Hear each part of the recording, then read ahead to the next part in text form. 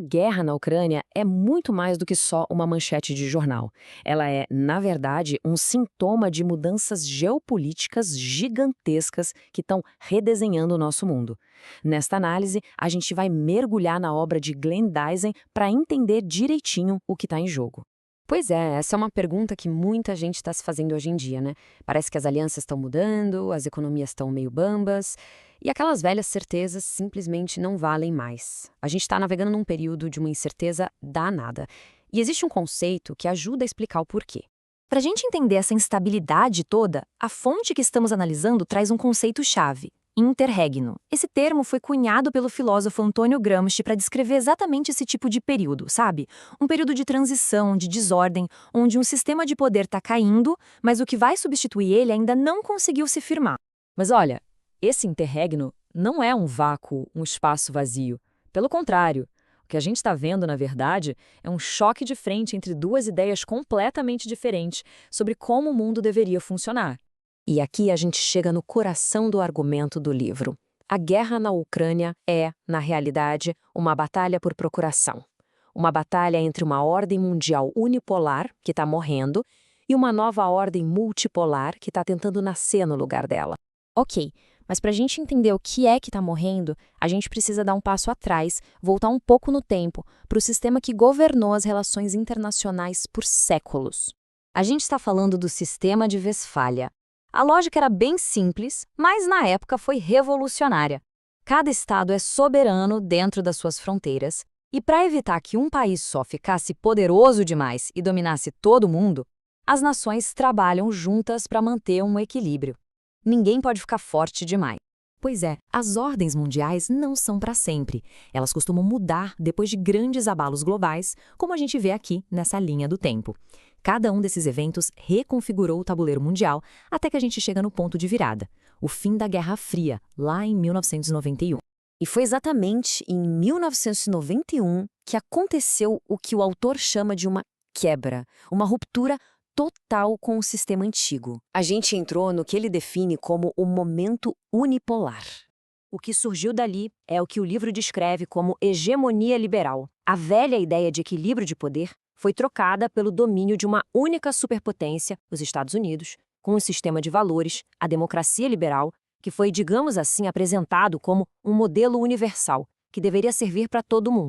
E quando a gente coloca os dois lado a lado, a diferença é gritante. A ordem antiga buscava equilíbrio, a nova se baseava no domínio dos Estados Unidos. A antiga defendia a igualdade soberana.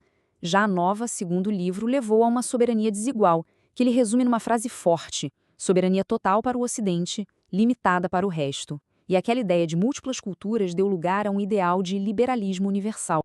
E olha só, essa ideia de que a ordem unipolar está chegando ao fim não é coisa só de acadêmico, não.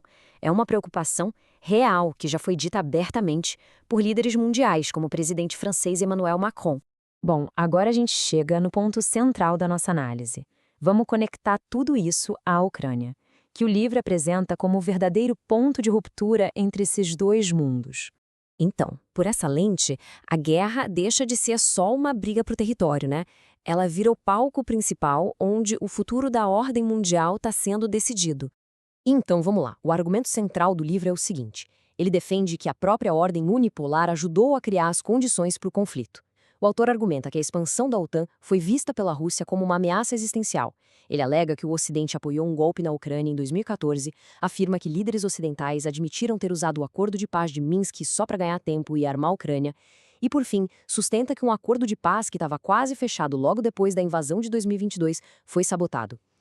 É muito importante reforçar que esses são os argumentos apresentados na obra que a gente está analisando aqui. E o autor vai até mais longe. Ele aponta o que descreve como uma lógica meio orwelliana na fala do Ocidente, ao parafrasear a posição do secretário-geral da OTAN como "armas são o caminho para a paz", uma ideia que lembra muito o famoso Guerra é Paz do livro 1984. Ok, então se essa ordem unipolar está morrendo, o que está tentando nascer no lugar dela? A obra aponta para uma alternativa que, segundo o argumento, está ganhando cada vez mais força. Essa virada, segundo o livro, está sendo liderada pelo que o autor chama de gigantes da Eurásia, principalmente a Rússia e a China. E o objetivo principal deles seria justamente abandonar o modelo de um líder só e voltar para um sistema com vários centros de poder. E quais seriam os pilares dessa nova ordem? Bom, segundo o livro, seria basicamente uma volta às raízes do sistema de Westfália, o retorno ao equilíbrio de poder, a rejeição da ideia de que certos valores são universais, uma forte ênfase na identidade de cada civilização e, crucialmente, a criação de novas estruturas econômicas e comerciais para não depender mais do sistema dominado pelo Ocidente. E aí vem a conclusão que, para muitos, pode ser bem surpreendente.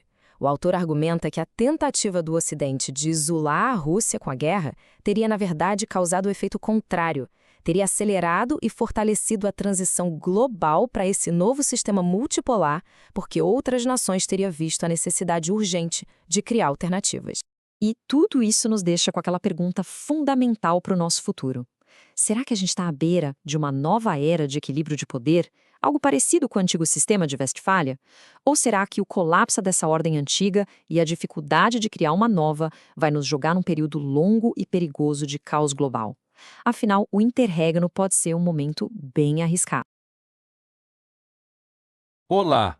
Se você gostou do nosso conteúdo e quer continuar recebendo as melhores dicas e informações, não se esqueça de se inscrever no canal. É rápido e fácil.